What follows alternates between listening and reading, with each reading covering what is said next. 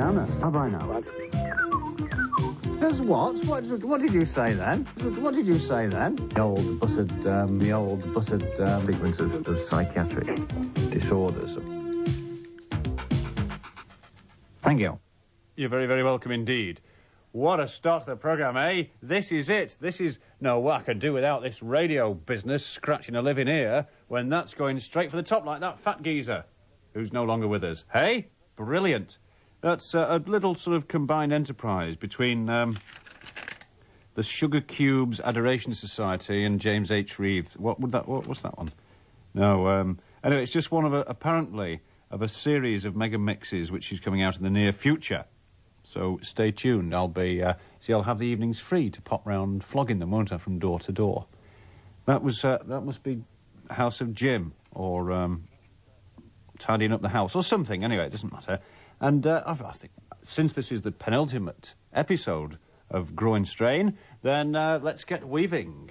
Only 5 hours and 50 minutes to go, and then the emissions will have ceased.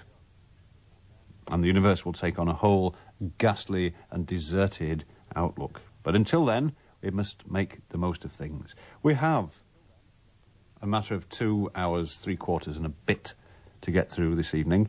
I'm a bit of a shattered man, actually. I've long been an admirer of Graham Gooch. Right? And he looks like a big, tough geezer, doesn't he? Eh? With his moustache. He looks like Gene Hackman when he's out there with his white hat on. He wears a crash helmet like they used to wear in those motorcycle safety helmet advertisements they used to show in the cinemas at one time. I don't know if you remember that. Sue and Richard. What was it? Richard with his deerstalker and Sue the scooter girl. And then, of course, you hear him speaking to Dominic Allen, the most excitable man in independent local radio. And he sounds like a train spotter. Oh, the trouble is we've got to get out there and score more runs against West Indies, haven't we? Oh, how very, very depressing. Huckbells is the Emlyn Hughes of cricket. Still, anyway, don't worry. We have it within our grasp to administer a good hiding to the West Indies, beginning Thursday, because we've brought out the secret weapon. Yes, this'll level things up a bit. I've got it here. In what could be seen as English cricket's most determined measure so far to win a test match against the West Indies this summer, Scotland Yard has been called in.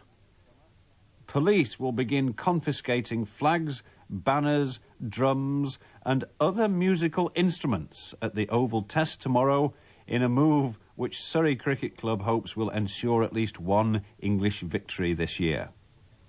We are not planning to have a reggae band or an orchestra in there, said a spokesman for Scotland Yard, firmly. So that's there. We'll stop all this. We may even confiscate empty pop tins off them. No red stripe in here.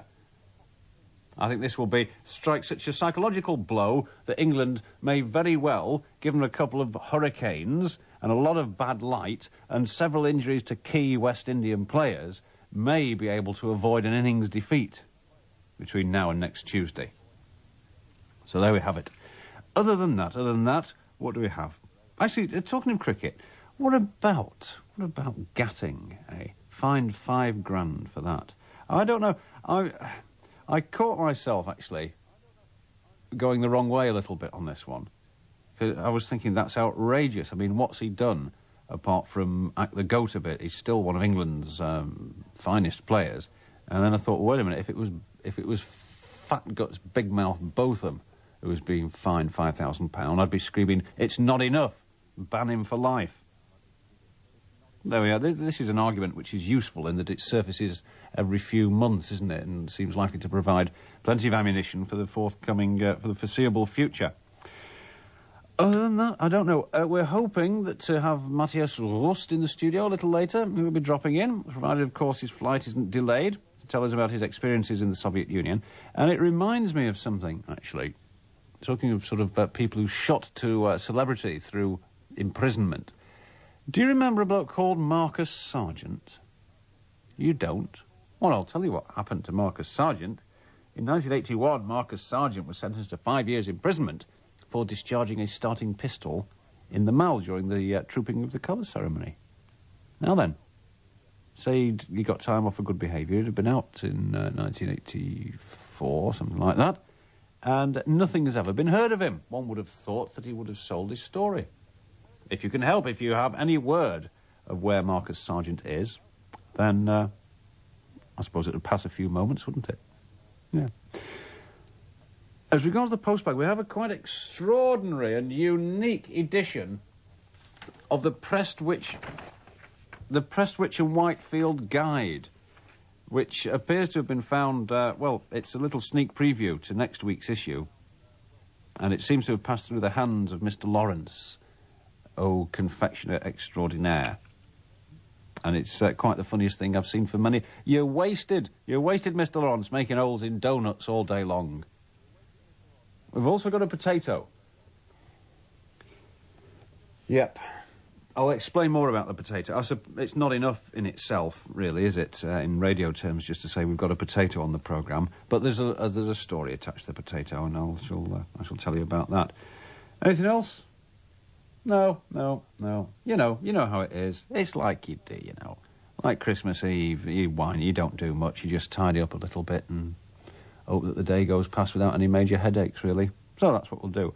But I'm sure... Oh, incidentally, isn't it nice to see President Reagan having a go at Mr. Duke Cactus, hey? Accusing him of not being right in the head. I mean, the last thing we want is a lunatic in charge of the presidency of the United States, isn't it, hey? Because look what can happen when you get one of those in the White House. Your views, as ever, sprinkled judiciously amongst my very own inestimable ones throughout the course of the programme. So I suggest that we get stuck in. Wednesday, broken its back, everything is under control. 061 228 6262. And in between stimulating late-night conversation, we will have items such as this. I am never satisfied. It's a grammatical mistake there, but never mind, Steve. The potato, right, I'll explain this one. It came in an envelope. It seemed to have been none the worse for passing through the automatic letter-facing equipment. And it's from the Potato Collective of Leningrad. You remember our link-up, our live link-up we did with the Soviet Union a few weeks ago? Well, it seems as... Well, nation shall speak peace unto nation. That's my motto. It's other people's motto as well. But I use it now and again. You know, pay royalties. Anyway, the point is that, as you might expect, our little exercise established long-lasting friendships and a deep sense of communion between you, the punters of Greater Manchester, and those, whatever the word for a punter is, of the Soviet Union. And now a correspondence has obviously grown up, because it's... Do you remember Yuri from Leningrad? That's right. Comrade, he says, greetings from your old tuber-picking chum, Yuri. I enclose a perforated potato, which is a traditional Leningrad custom. The custom is derived from the exchanging of potato-y gifts to ensure a successful potato harvest. The perforations symbolise the divine providence of the supreme Soviet potato overcoming the inferior capitalistic potato. The belief in such providence is compounded when we hear stories of potato usage in the West. Not only are you content with chipping and deep frying your potatoes, but destroy the sanctity of the potato by serving it in a right-wing tabloid, when only a Soviet publication such as Pravda lends itself to enhance the subtle culinary potato-y taste of our great socialist potato. And on it goes like this, in a similar vein, for quite some time. My gift is also very handy as a pen holder for those awkward moments when you can't seem to find a hole to shove one into. Anyway, enough of this Soviet ritual banter. I would like to share with you and your popist pickers a humorous anecdote about life on a Soviet potato collective. My production manager, Ivan, came to me the other day and told me that several leading party members from the Central Potato Production Agency had been poking around the collective. I asked Ivan what the trouble was over. He replied the problems were over total net production.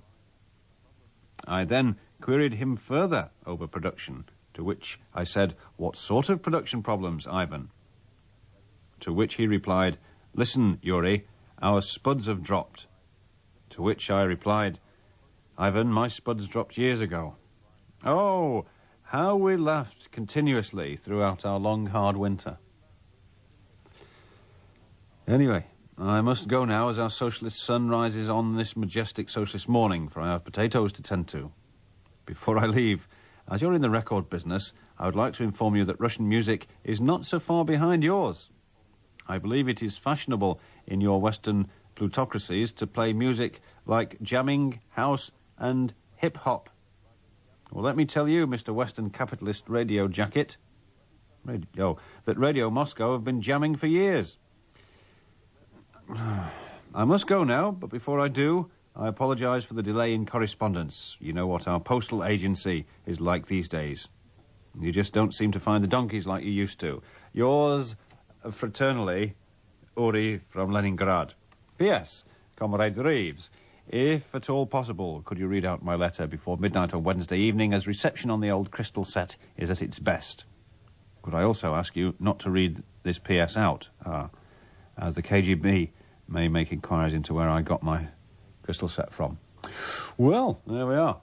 Sorry if I've dropped you in the cart there with anybody, Yuri, but thanks very much for the potato. It'll go down nicely. Huckvale's already had a bite out of it. Put it there. Handy pen holder. Excellent. Razor blade. We can put razor blades in there as well, can't we? You know, because we use razor blades here for this, that and the other. Right, good. I was going to say something else. Yes. Look, it seems that our radio service is not altogether to the satisfaction of some punters in the Greater Manchester area.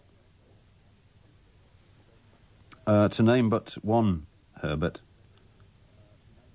Oh, well, he's Bobbins anyway. No, Mr. O'Toole from Clayton. I think we've spoken on the programme, actually. Do you read the famous Postbag? Yes, of course I do. Anyone who's anyone reads the famous Postbag. A city the size of Manchester deserves better radio entertainment than that offered by either of our local stations. On Piccadilly, it's 12-inch singles and non-stop music. Is it really?